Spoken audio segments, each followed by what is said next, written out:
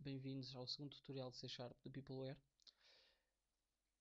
Se estiverem interessados no primeiro tutorial, podem encontrá-lo no site. Não está em formato de vídeo, está em formato de texto. Qualquer dúvida, questão, crítica que tenham em relação a estes tutoriais, já sabem, basta deixar o vosso comentário. Neste tutorial vamos falar sobre classes versus estruturas, enumeradores, coleções, genéricos e fecheiros.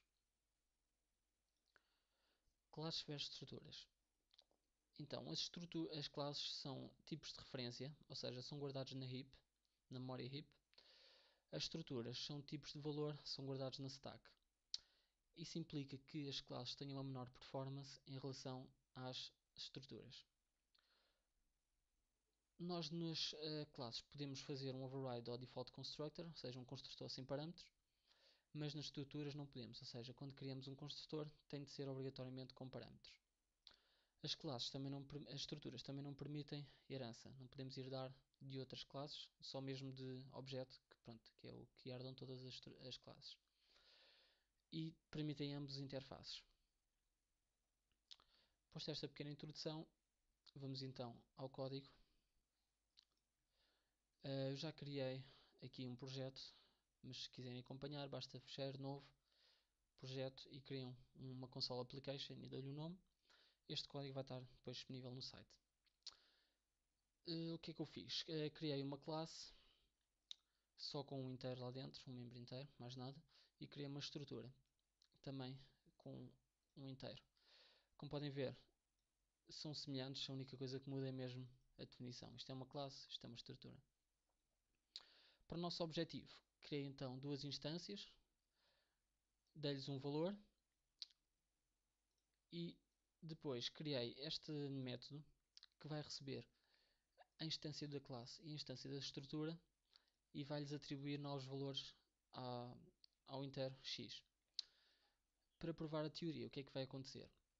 Ao passarmos a teste classe, ele vai passar mesmo o objeto C. E ao lhe darmos um novo valor, ele, quando sair daqui e for para imprimir, vai realmente ter o valor de 5. A estrutura, como estamos a criar, a passar uma cópia da estrutura, este 5 só vai funcionar dentro deste bloco. Ao sairmos deste bloco, ele volta ao valor original. Mas para vermos então isso em funcionamento, vamos correr então o nosso programa, F5. Começamos, instanciamos os dois objetos, colocamos a variável x a 1 e cá dentro desta função, deste método, é que vai acontecer a passagem ou por valor ou por referência.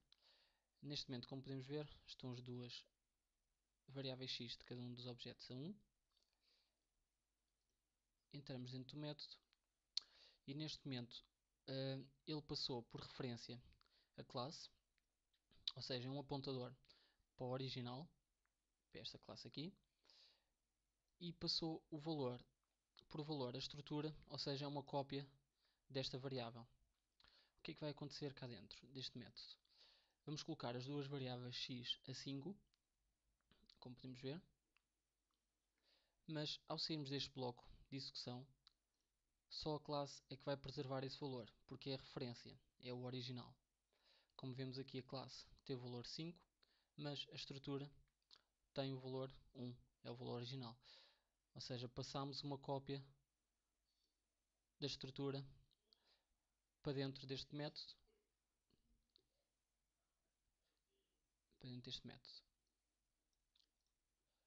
Outro exemplo, para abreviar, em vez de estarmos a criar objetos, vamos passar dois inteiros que são de valor, mas um deles vai ser por referência.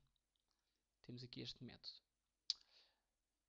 Em C#, além de declararmos por referência nos parâmetros do método, temos também de fazê-lo ao chamar a função. Criamos então duas variáveis inteiras, que o inteiro é um tipo de valor, e inicializamos com o valor 2.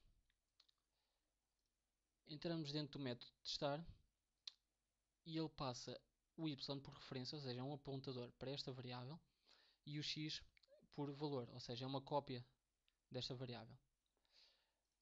Cá dentro coloco os dois valores a 3. Enquanto ele estiver dentro deste método, tal e qual como acontecia aqui, o x continua a 3. Mas ao sair, o x volta ao seu valor original, mas o y, como foi passado por referência, tem o valor 3.